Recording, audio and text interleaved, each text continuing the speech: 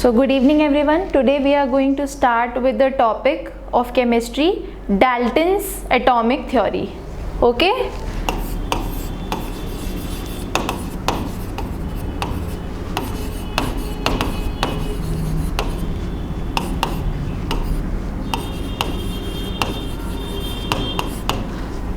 ठीक है, तो हम सबको पता है जॉन डाल्टन एक साइंटिस्ट थे जिन्होंने हमें 5 पोस्टुलेट्स दिए थे केमिस्ट्री के। सबसे पहले इन्होंने ही एटम की डिस्कवरी की शुरुआत करी थी और इन्होंने ही हमें 5 पोस्टुलेट्स दिए थे। मैं पहले वो 5 पोस्टुलेट्स बोर्ड पर लिख देती हूँ, उसके बाद फिर मैं 1 बाय 1 एक्सप्लेन करूँगी कि वो क्या थे।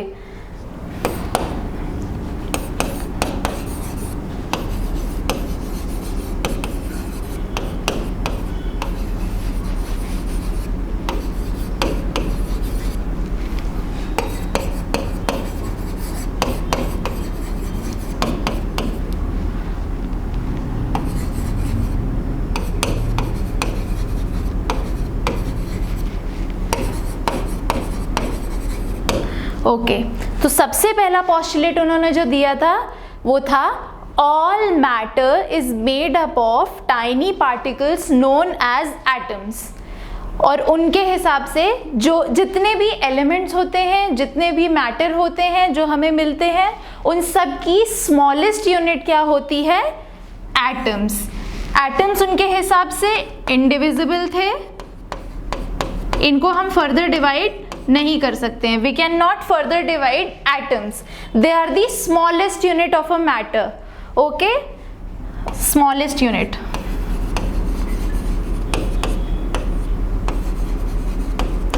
किसी भी मैटर की स्मॉलेस्ट यूनिट क्या होती है? Atoms, and they are indivisible according to Dalton. Okay, fair enough. Second postulate जो उन्होंने दिया था, it was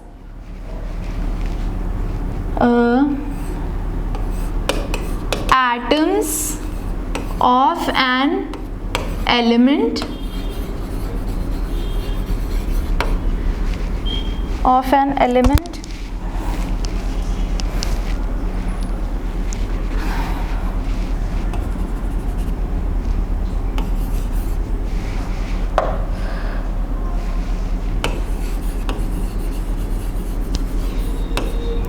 have same size, mass and other properties.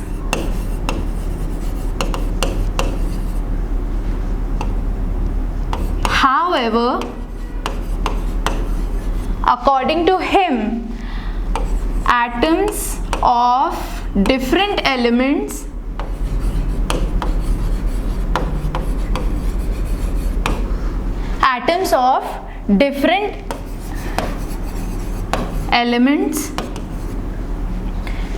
have different mass, size and other properties. Okay, तो इससे हमें क्या पता चल रहा है कि किसी भी एलिमेंट के जो एटम्स होते हैं, ओके, किसी भी एलिमेंट के जितने भी एटम्स होते हैं वो सेम साइज के होते हैं, सेम मास के होते हैं और उनकी जितनी भी अदर प्रॉपर्टीज होती हैं वो सेम होती हैं। एक एलिमेंट के जितने भी एटम होते हैं, सपोज ये मैंने ले लिया जिंक, फेयर इनफ, और दूसरा एलिमेंट मैंने ले लिया क्लोराइड। ठीक है, तो जिंक के जितने भी, पिछले वाले पोस्टुलेट में मैंने बताया इनडिविजिबल पार्टिकल्स होते हैं, स्मॉलेस्ट यूनिट होती है किसी भी एलिमेंट की एटम्स। जिंक के जितने भी एटम्स होंगे, जिंक जितने भी एटम से मिलकर बना है, इन सब की प्रॉपर्टीज, इनके मासेस और इनके साइज सेम होंगे। वेयर एज क्लोराइड एक डिफरेंट एलिमेंट है, इसके जितने भी एटम्स होंगे आपको जितने भी एटम्स इसके दिखेंगे इन सब की प्रॉपर्टीज, इनके मासेस और इनके साइज सेम होंगे, लेकिन इनके आपस में सेम नहीं हो सकते हैं। कि सपोज हमने ये एटम चूज किया, इस एटम की प्रॉपर्टी और इस एटम की प्रॉपर्टी सेम हो, ऐसा नहीं हो सकता। अकॉर्डिंग टू डाल्टन ऐसा नहीं हो सकता। जिंक के जितने एटम्स हैं उनकी प्रॉपर्टीज सेम होंगी, क्लोराइड के जितने एटम्स हैं उनकी प्रॉपर्टीज सेम होंगी। Okay,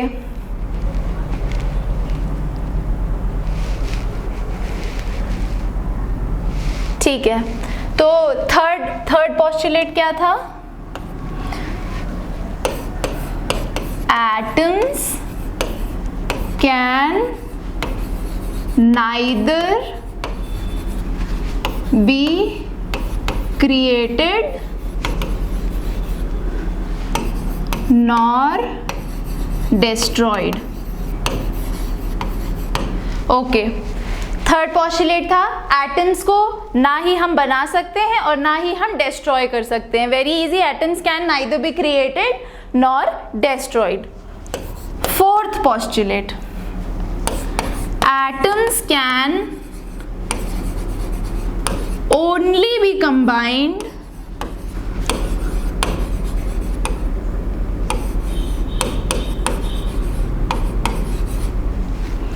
in a simple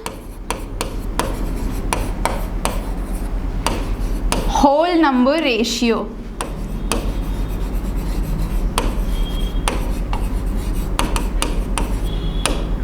in a simple whole number ratio to form a compound।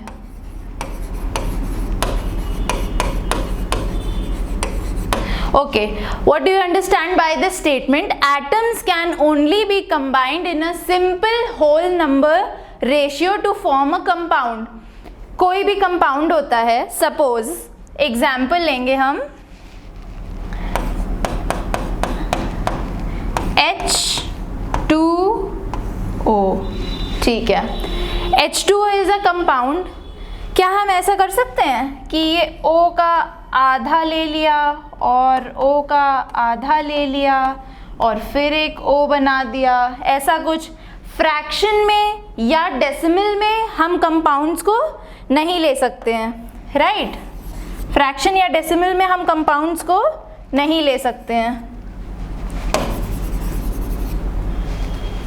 हम सिर्फ ले सकते हैं होल नंबर रेशियो में। यहाँ इस कंपाउंड में, वाटर के कंपाउंड में H2O में आपको दिख रहा होगा 2 एटम्स ऑफ हाइड्रोजन इन्वॉल्व्ड हैं एंड 1 ऑक्सीजन। 2:1 का रेशियो बन रहा है। क्रॉस 2 एटम्स ऑफ ऑक्सीजन होते हैं बेसिकली एंड 1 हाइड्रोजन, जो क्रॉस मल्टीप्लाई करके 2:1 इसका रेशियो बन रहा है। ओके, हमने इसको डेसिमल में लिखा है क्या? नहीं। फ्रैक्शन में लिखा है? नहीं। It is only written in simple whole number ratio. तो atoms can only be combined, atoms सिर्फ और सिर्फ होल नंबर रेशियो में ही लिखे जा सकते हैं, not in decimal, not in fraction, not in points. Next, fifth postulate,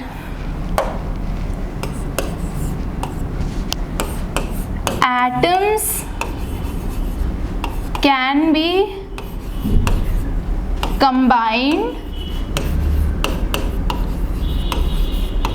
atoms can be combined, arranged or separated in a chemical reaction।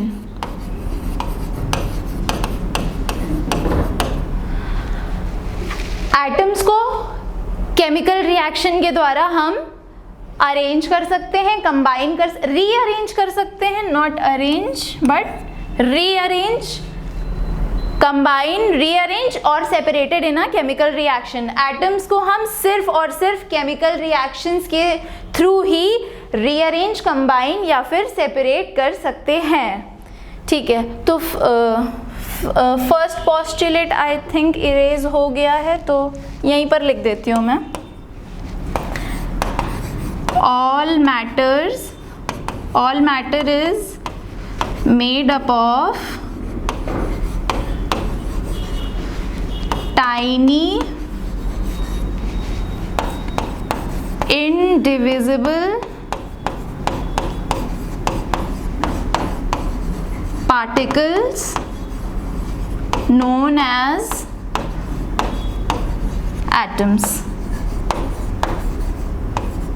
ये था इनका सबसे पहला पॉस्टुलेट. ठीक है, तो हम सारे पॉस्टुलेट्स को एक बार कंबाइन करेंगे. सबसे पहला था all matter is made up of tiny indivisible particles known as atoms. सारे मैटर्स एटम से बने हैं which are the smallest unit, tiny and indivisible.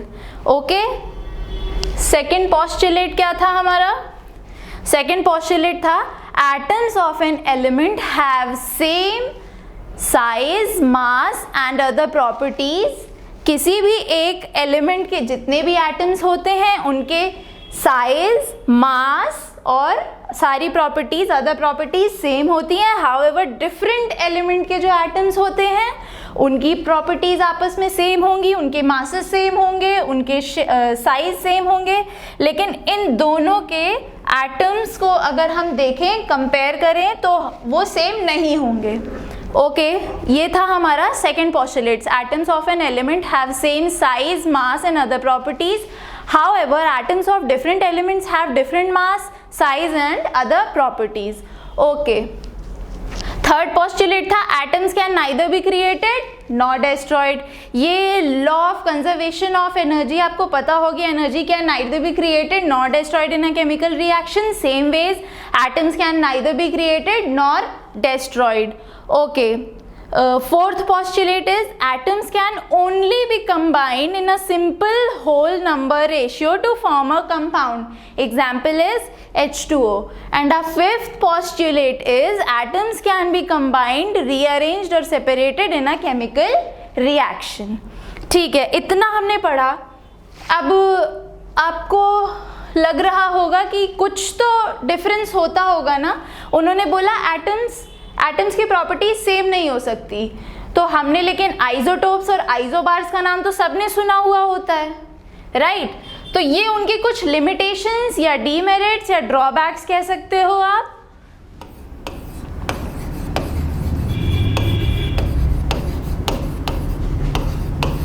Drawbacks of Dalton's atomic theory. क्या था सबसे पहला? He was fail to explain isotopes.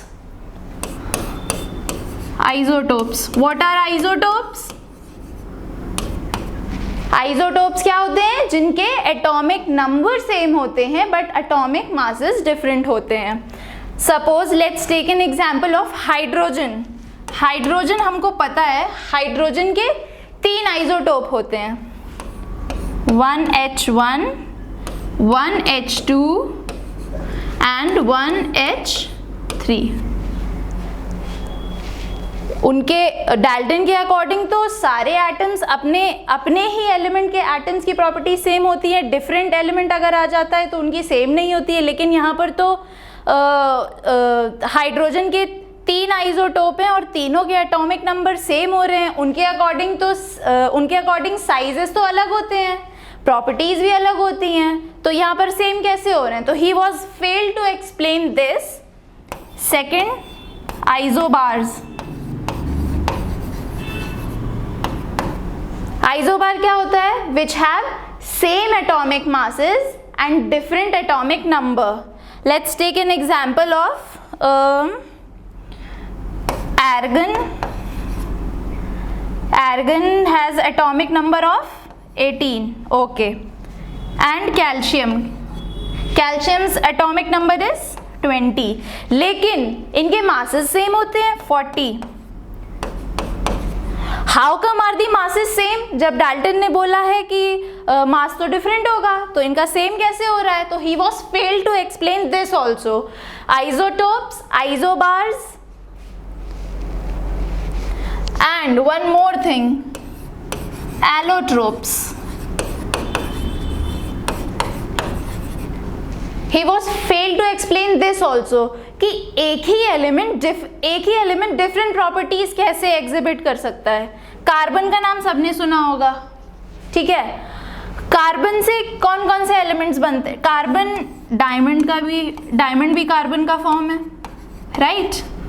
Graphite भी carbon का फॉर्म है, फेयर इनफ। लेकिन दोनों ही डिफरेंट प्रॉपर्टीज शो करते हैं, ऐसे कैसे हो गया?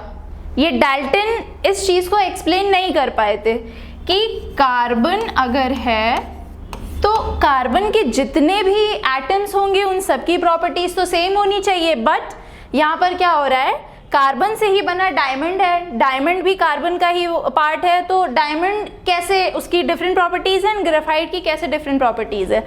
तो he was failed to explain this. तो ये था हमारा Dalton's atomic theory.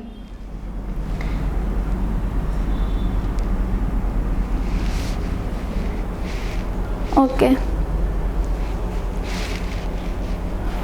it was our Dalton's atomic theory.